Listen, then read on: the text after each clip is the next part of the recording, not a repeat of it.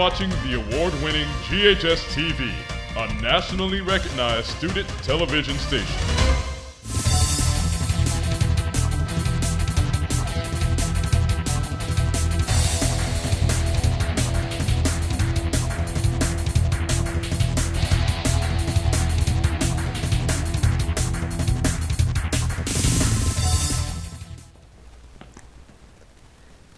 Hello, and welcome to a new season of Red Devil Postgame, GHS-TV's four-time national award-winning sports show. I'm Coy Sims. And I'm Will Cobbins. We've got the energy, the highlights, and the biggest stories you don't want to miss. So let's dive straight in, starting with the top 5 plays of this year's fall sports. We have gathered key plays that was a difference maker in the Red Devil football.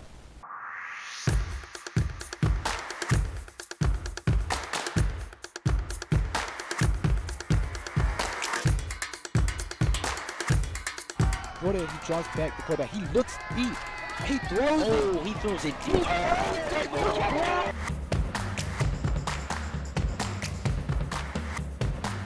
Ball is snapped to number 10. Number 10, he drops back. He gives it to his running back. Boom! Great hit there. Ball is fumbled and he's recovered.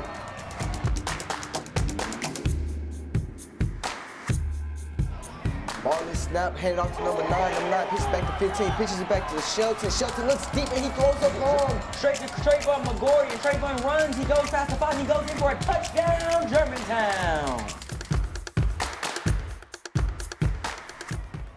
Shelton gets it, he rolls out enough. He's looking deep for his wide receiver. Seems like he can't find nobody. He makes one defender miss. He goes through the middle. He's passing everybody. He gets through. For another touchdown, Germantown.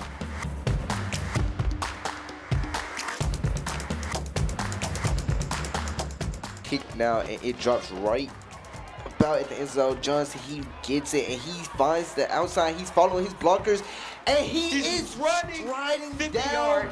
He is striding, and he is going. He's Passes going. in. And touchdown, Germantown. One thing about that Larry Johnson, I tell you about it.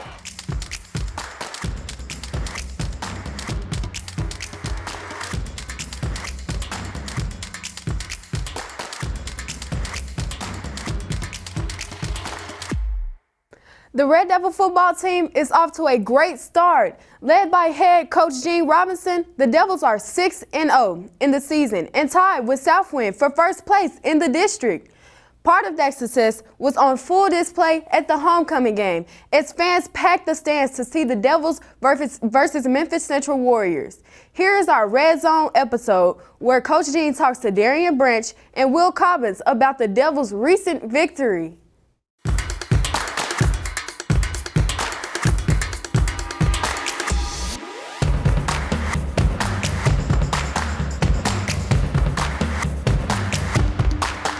Thanks, Coach, for joining us on another episode of Red Zone. So how did the offense find their rhythm in Friday's game? Well, you know, the theme for the night was cash your net, and I thought Larry Johnson did a great job of seizing the opportunity. We had 3 offensive guys out in Trayvon McGorry, Kavius Record, and Darian Rogers, right? A large part of our offense out. Yep. Larry Johnson did a great job of making the most out of his opportunities. 15 carries, 253 yards on the ground, 3 touchdowns. So, I mean, that's how the offense got going. We did have a turnover, but other than that, you know, we ran the ball really, really well with Larry Johnson in that product. All right. Now, Coach, let's talk about your defense. You know, do you think they played a big role in this 45-21 win against Central?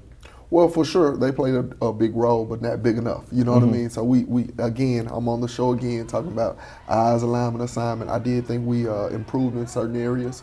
We put a few guys, put them to the fire a little bit, you know, and they rose to the occasion. So I'm excited about growth. However, we're still not where we need to be to do what we're trying to do.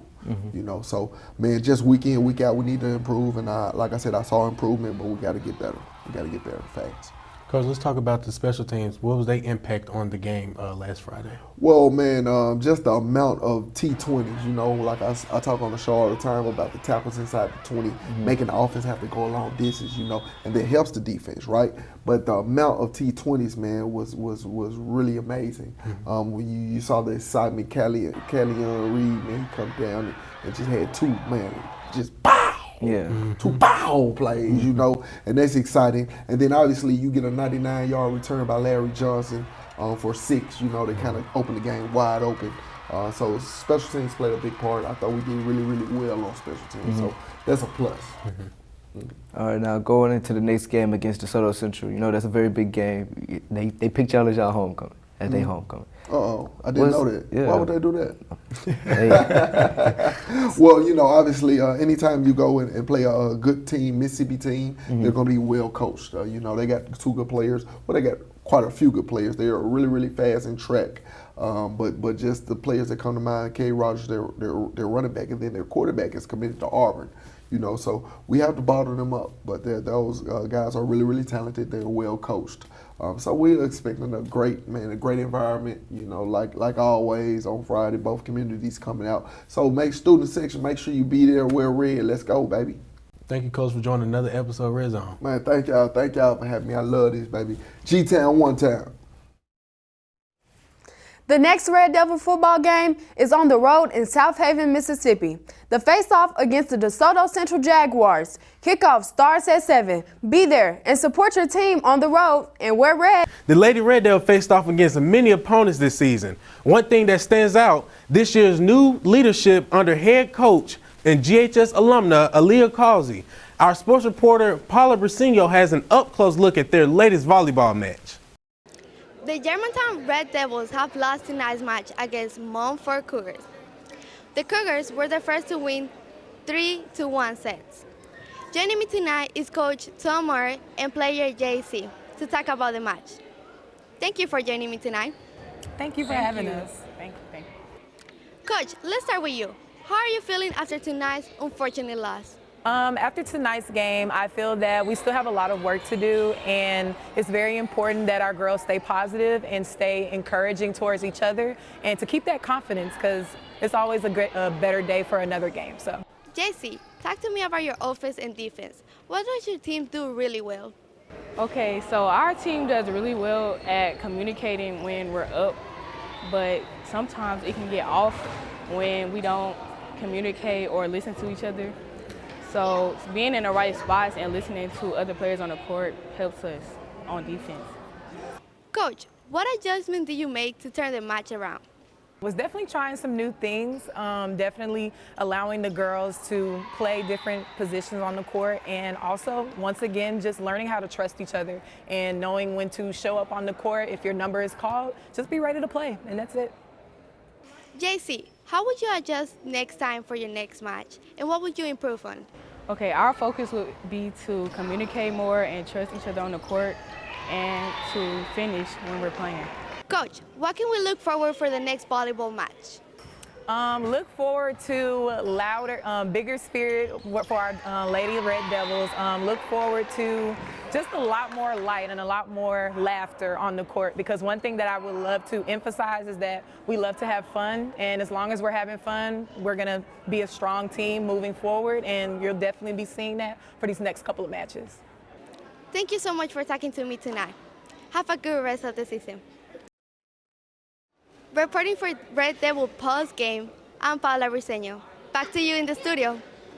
We have some exciting news. Yesterday, the volleyball team won the MSCIAA championship. Congratulations. The team is back on the court Monday for the city playoffs. Cheer team on as the head coach of Houston High School to face off against Mustangs. Tip-off starts at 4. Go Red Devils. Whether it's coaching, game preparation, or just being there to encourage players, Coach Jeffries Johnson goes above and beyond to help the Mid-South basketball players sharpen their skills on the basketball court. I got a chance to sit down with Coach Johnson and learn more about his program. Hi, Jeffrey. Thank you for having us today. Thank you for coming. I appreciate it. Jeffrey, let's start with the heart of your work. Memphis Basketball Trainers is not just to learn how to shoot or dribble the ball. It's also learning how to build character. So how do you blend sports with personal development, and why is that so imperative to you? That's a great question. I went to school to be a teacher and a coach. I was very inspired with my time at Germantown to work with kids because of the teachers and coaches I had.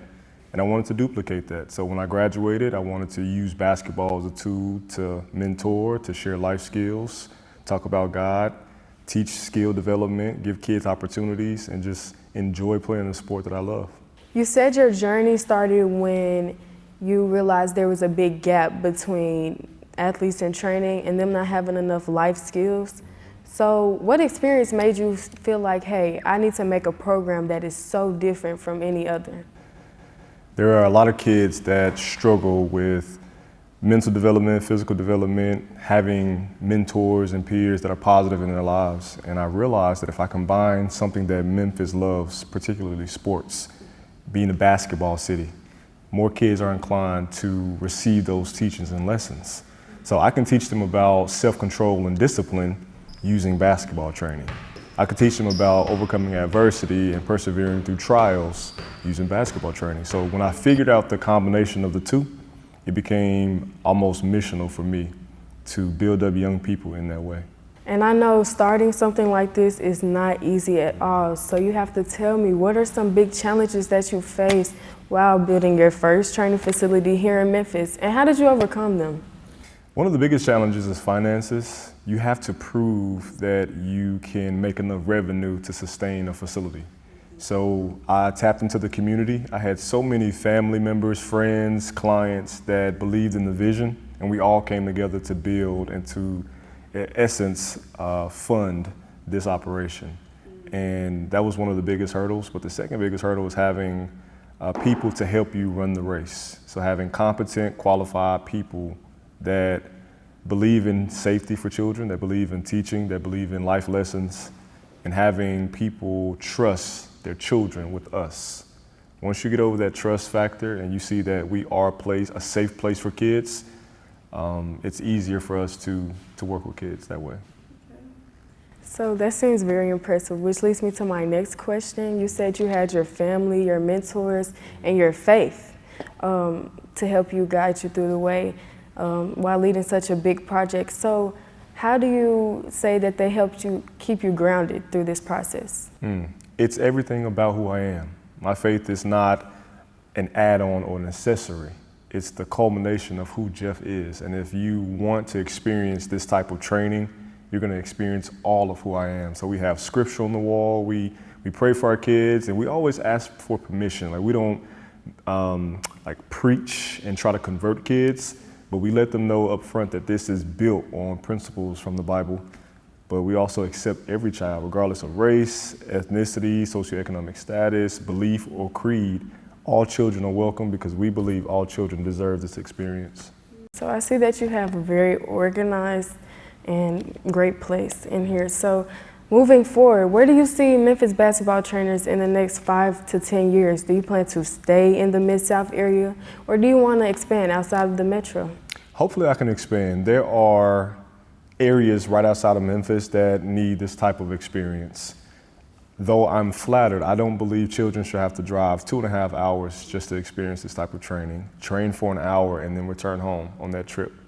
So if I can solidify the systems and processes here, create the model, expand it right outside of Memphis, maybe go to DeSoto County, maybe go to Oktibbeha County, which is where Mississippi State is, go towards Jackson, Tennessee, or even Jackson, Mississippi, just building up this program so that other institutions can duplicate this model.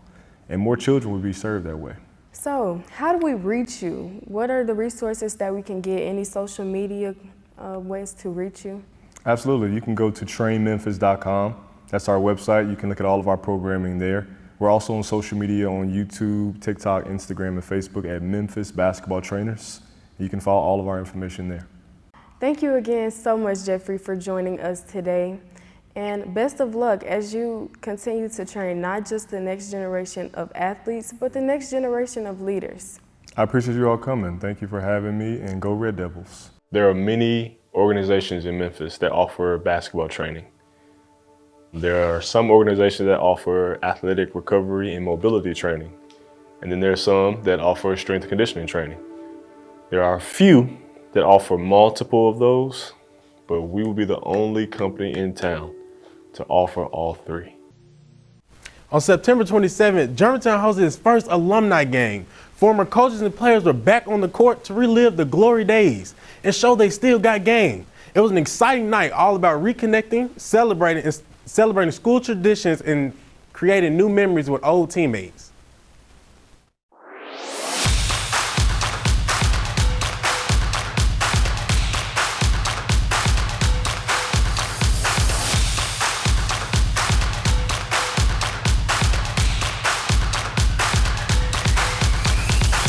It was a great day. The idea came from basically knowing that the school was possibly going to close probably 6-7 years from now. So I was trying my best to do something that would bring the basketball community together. So it came out and we got a great response. Guys like Ian Clark, NBA player, he came out. For the red team, number 21, Ian Clark. So it was just a big family reunion. I think the guys, they love it. They're already talking about next year.